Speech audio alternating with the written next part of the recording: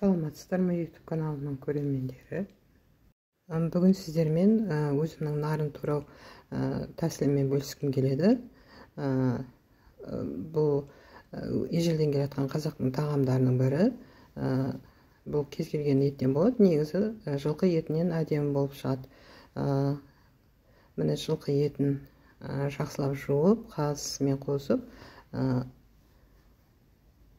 қайнатып аламыз.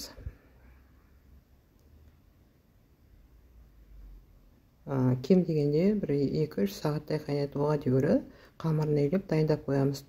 Қамырына тұзын тіктеу етіп су құямыз. Бір жұмыртқа, 2 қасық май қосып, жақсылап қаттылау қамыр илейміз. Бұл бешбармақтың қамырынан қаттылау болу керек. Және қалыңдау жайылу керек. Осылай қатты қамырды илеп алып, жарты сағатқа бастырып қоямыз. Үйі қанғанша. Бұл біздің аналарымыздан үйренген тәсілдеріміз. Келесі бір видеода ет асып, қамыр жаюды көрсететін боламын. Қазір нарын тураймыз. Мінекей осылай жарты сағатқа қойып қоямыз. Оған дейін етімізді бетінің көбігін аламыз. Сөйтіп пияз, мінекей осылай көбігін алып, пияз, болгар бұрышы, болса қызанақ қосып 2-3 сағатқа қайнататын боламыз.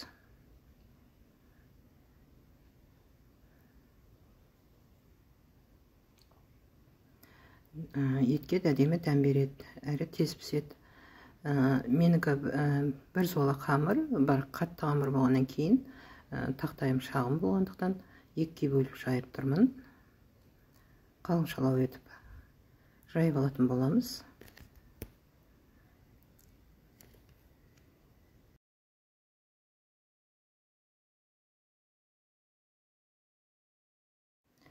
Негізі қамырды қалыңшалау етіп жайып, сосын үлкендеу бөліктерге бөліп кесу керек. Міне 2 золаны да жайып болдым. Менің золам кішілеу болғандықтан бұны мен 4-ге бөле салдым.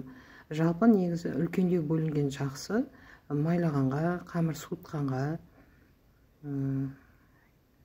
дана-дана болып шығу үшін. Бұны бешбармақтың қамырындай қылып бәрін салуға болмайды. Бұны 2 золаны мен 2-ге бөліп салып алдым. Қатты қайнап тұрған суға аз-аздан салып алдым. Өйткені дана-дана болып шығу керек. Қатаңдау болып шығу керек. Тұз салып, қайнап тұрған суымыздың үстіне салып, алып атқанда міндетті түрде салқын су құйып алу керек. Қамыр ширақ шығады, дана-дана болып шығады. Міне осылай.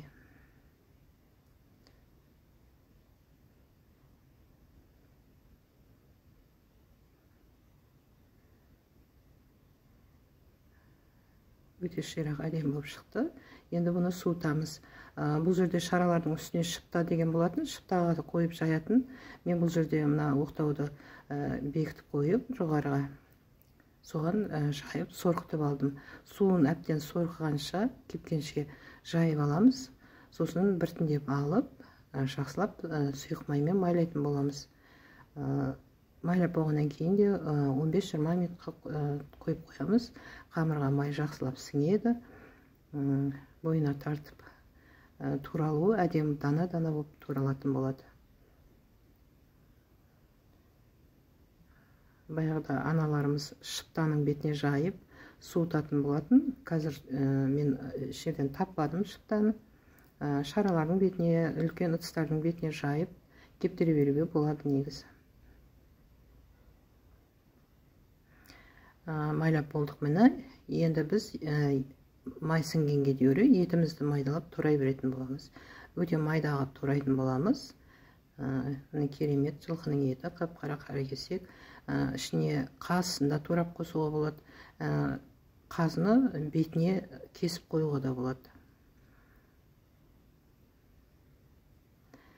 Міне қамырымыз суыды.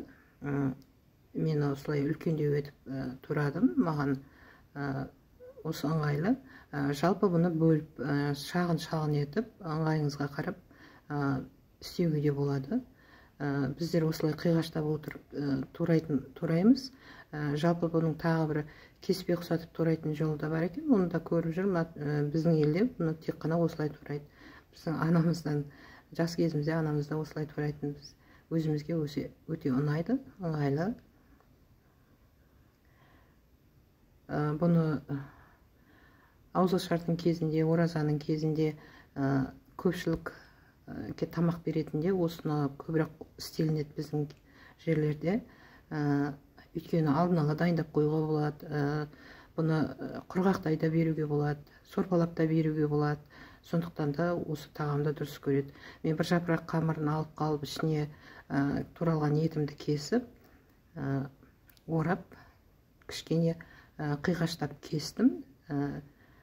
Нарынды, құрғақ нарынды әсемдеп қою үшін.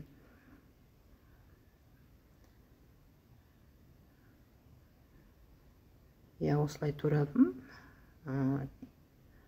Ыдысқа салғаннан кейін, сервировкасын жасаған кезде үстіне қоямын. Тұтас жеуге де болады. Бұлай жалпы әдемі көрінеді деп өзім істедім. Олай істемесеңіздер де болады.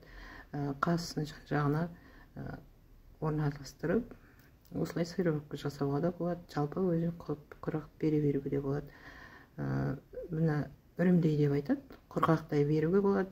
Әрі сорпалап та беруге болады. Өте ыңғайлы, өте сіңімді, жақсы тағам бұл. Міне біздің нарымыз дайын болды. Сіздермен бірге болған Лейла. Видеосы ұнаса, лайк басып, комментарий жазып, тіркеліп отырыңыздар каналыма.